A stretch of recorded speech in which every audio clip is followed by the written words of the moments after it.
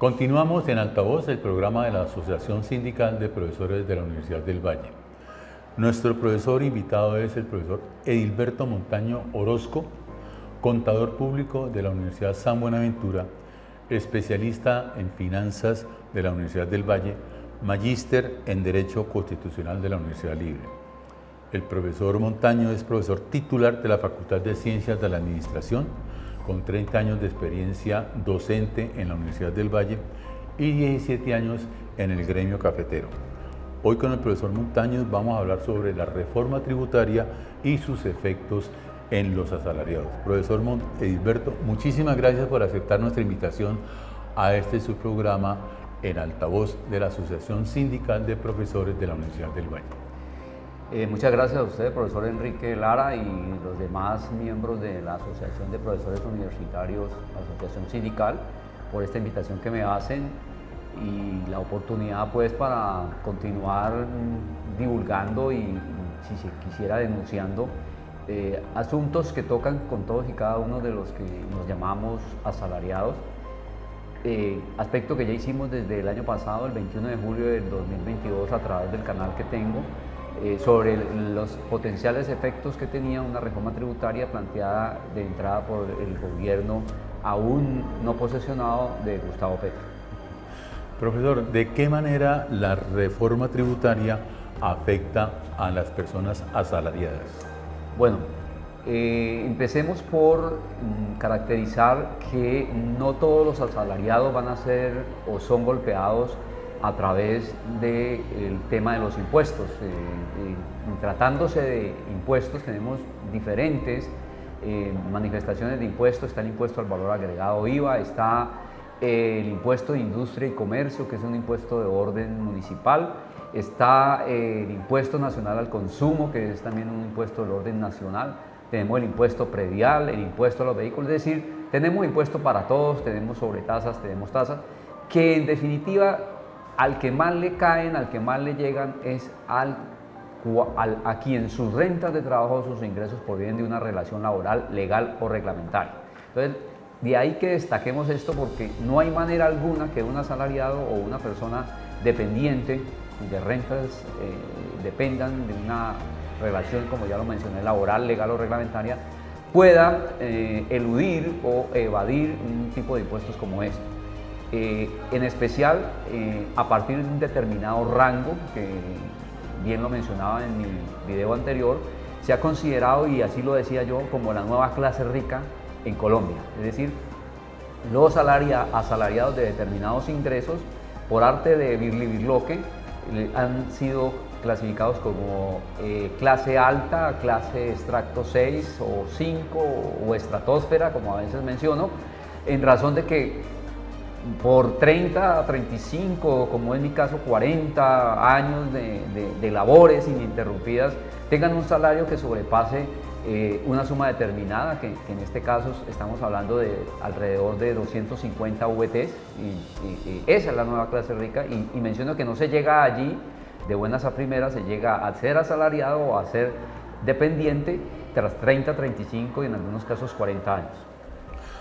Profesor, usted tiene la razón cuando, además de ser asalariado, trabaja todo este tiempo, pero para llegar a ese nivel tiene que estudiar primaria, secundaria, por repasarlo, universidad y especialización, o sea, posgrados. Sí, no es de cualquier manera en que los asalariados, y en especial aquellos que ocupan determinadas posiciones que se pueden llamar destacadas en distintos frentes, en las áreas de la salud, en las áreas de la tecnología, en las áreas de los servicios, en las áreas del mercadeo, y en el caso nuestro en las áreas de la docencia, no es gratuito de que lleguemos a un determinado nivel de ingresos después de 30 o 35 o 40 años, y que ese ingreso, a la luz de los ministros de Hacienda y Crédito Público o a los directores de impuestos ciudadanos nacionales o el gobierno de turno, consideren que son una clase a la que hay que gravar y a la que hay que cargarle la responsabilidad de contribuir al sostenimiento de una gran población necesitada y que en verdad lo requiere. esa carga o esa reforma tributaria digamos, en los asalariados, a partir para nuestros televidentes que están por el canal de la Universidad del Valle y la emisora Univalle Estéreo, cómo dibujarla de alguna manera más precisa, porque usted es contador y los especialistas pues hablan en su idioma, pero el común y corriente, el ciudadano común y corriente de otras profesiones no tiene ni idea qué es lo uno y qué es lo otro y cuándo se debe y cómo lo debe hacer. Correcto. Situémonos en que el actual salario mínimo mensual legal vigente está en 1.126.000 o 1.160.000. Pues, ganarse 4 salarios mínimos implica ya desde a partir de esos 4 salarios mínimos empezar a señalar y a caracterizar que, entre otras, ese asalariado ya no tiene derecho, por ejemplo, al subsidio familiar, a la ayuda de la caja de compensación, que ese asalariado ya no puede aspirar a determinados beneficios que de una u otra manera le son propios a aquellos que se ganan menos de los 4 salarios o aquellos que no devengan más de los 2 salarios, como es el auxilio de transporte. Y así progresivamente han ido caracterizando y llegaron al punto, entonces, a través de sus a veces descontextualizados estudios, los grupos de la Dirección de Impuestos de Aduanas Nacionales y del Ministerio de Hacienda y Crédito Público, que todo aquel que se ganare en promedio 8 salarios mínimos, estamos hablando de 8 millones 100, 8 millones 200, es alguien con un poder adquisitivo y con una capacidad de contribuir más allá de la normal de un contribuyente comerciante independiente o de una sociedad comercial o una sociedad que desarrolle determinadas actividades lucrativas, y les han establecido un tope o un límite a este tipo de asalariados que va hasta el 40%. Me explico con cifras. Si alguien se gana 10 millones, le dicen: sobre 6 millones usted debe pagar impuestos. Asumimos que hasta el 40% usted, sumando todos los beneficios, no podrá descontarse nada más. ¿Qué quiere decir ello? Entonces que sobre 6 millones empezarán a surtirse, si después de haber hecho las respectivas depuraciones, sobre 6 millones empezarán a gravarse esos ingresos, asumiendo que esa persona no consume o que no destina parte de sus ingresos para servicios públicos, para salud, para la otra familia que viene allí, que le llamamos a esas familias extendidas, que son en algunos casos los suegros, o los abuelos, o los padres, o los nietos que hoy por hoy buscan refugio en sus abuelos, dado que a sus padres no les es fácil conseguir empleo. Entonces hay una cantidad de cosas amarradas alrededor del asalariado que se desconocen. El asalariado es aquel que prácticamente todo le es reportado por su empleador y sobre ello no le están dejando sino descontar hasta el 40% a partir de determinadas bases.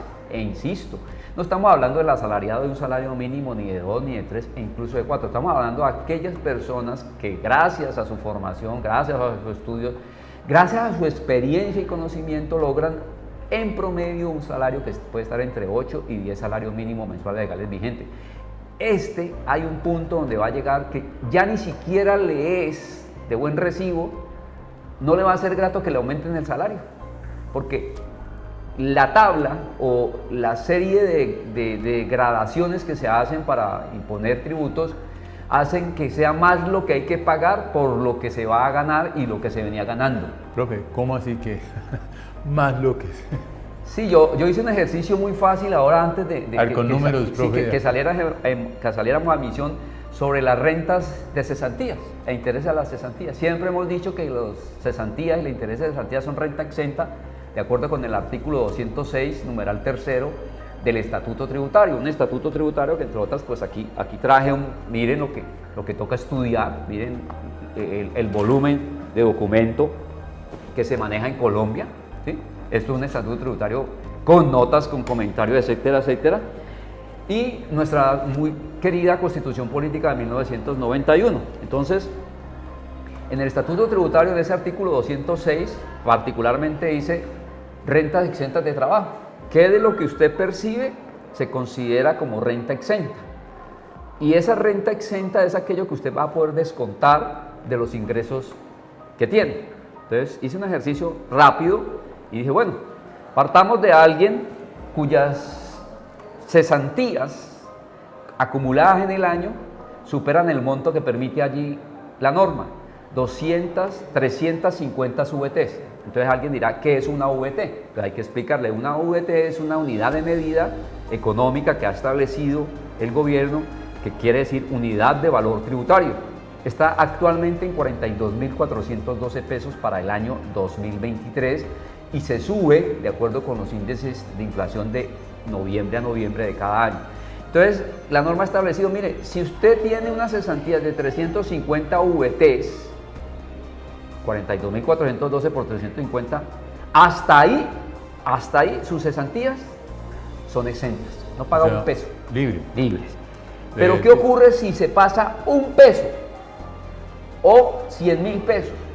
Comienzan a ser grabadas algo que es el retorno, algo que es aquello que más adelante me va a respaldar en caso de quedar cesante o que me va a permitir adquirir de mejor manera un medio de vivir, una forma de poder adquirir una vivienda. Entonces, 350 juguetes por 42.412 da 14 millones. 14 millones, perdón, 14 millones, no, ya me está pagando lo de la ministra de Minas. Por favor. Por Dios, hombre, Irene, que no me vaya de 14.000 millones. 14 millones. Si ganas 14 millones, un peso, ya los 14 millones anteriores van a ser grabados en el 10%. O sea, ya no son de ahí para abajo, sino de ahí para arriba. Exacto. El 10% de que se gane es grabado. El 10% de 14 millones, pues son 1.400.000. Va a ser grabado. No quiere decir que va a pagar 1.400.000, va a ser grabado.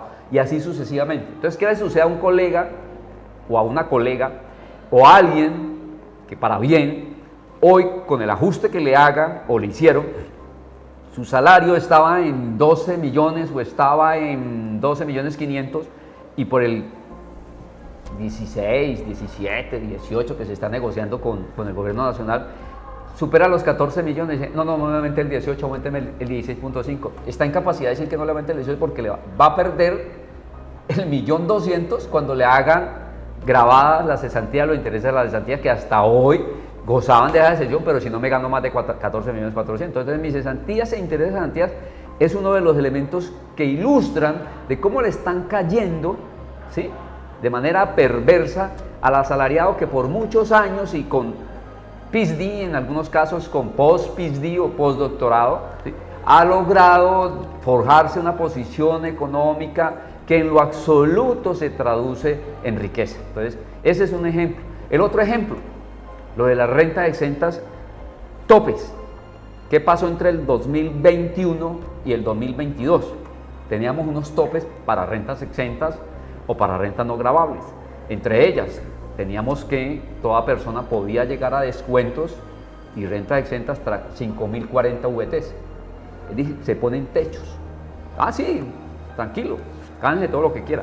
Pero usted, cuando vaya a descontar, ya no se puede descontar todo lo que pagó por gasolina, ya no se puede descontar todo lo que pagó por seguridad social integral, ya no puede descontarse todo lo que pagó por la prepagada, porque quienes tienen unas condiciones mejores económicas contribuyen a que el Estado tenga que atender menos la salud de cierta población asalariada que puede darse el beneplácito de medicina prepagada. Entonces yo siempre le he dicho, ¿por qué graban la medicina prepagada? ¿Por qué le clavan IVA a la medicina prepagada? Profesor Edilberto, según esto estamos limitados por muchas partes, por diferentes frentes. También tenemos un límite del tiempo, nos quedan 30 segundos. Bueno, exacto. Es decir, hoy por hoy, y lo expresé hace un poco más de 9 meses, ojalá volvieran a ver este programa, la carne de cañón, al que más sencillamente le caen, es al que tiene rentas de trabajo, y particularmente al que proviene esas rentas de trabajo de una relación de salario, de una relación laboral legal y reglamentaria. Sí, que está totalmente identificado. Identificado, sí. Facilito. Profesor Edilberto Montaño Orozco, muchísimas gracias por sus opiniones, sus conceptos profesionales sobre la reforma tributaria y sus efectos en los asalariados. A usted, profesor Enrique, y ojalá tengamos algún espacio de discusión con el gobierno central